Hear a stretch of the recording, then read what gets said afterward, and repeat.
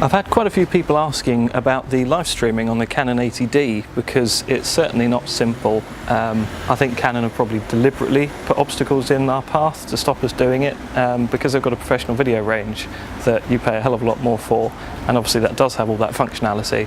And then there's third-party stuff you can get where you can come out the HDMI and push it straight over a nice fast throughput wireless rate. But the problem is with the 80D, it's not a clean HDMI out, and that's quite frustrating because you can turn off all the on-screen stuff and then it kind of is clean, but then you've got to do manual focus, otherwise you get tracking boxes and things around people's faces.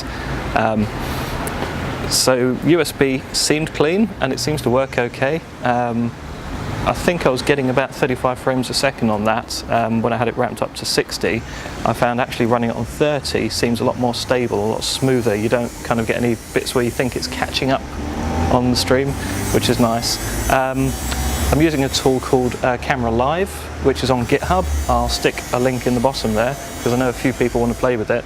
The tricks of getting it working on Wi-Fi is actually quite simple.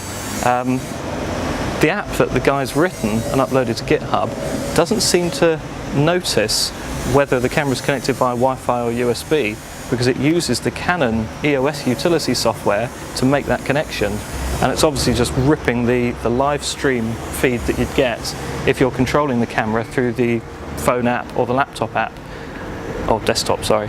But it seems to work okay. A few people are then putting it through some post-processing software I found before pushing into something to broadcast with.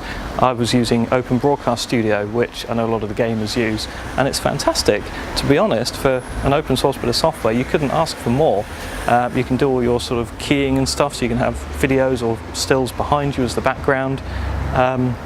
It seems to have most of the functionality you'd expect from a pro piece of software, like something in the Adobe range. So I've been very, very happy with it. I'm going to be using it for some time.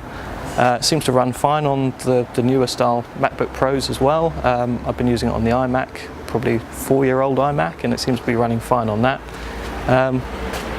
So I'll post some links below to show some of the tools I was using, and yeah, have fun guys.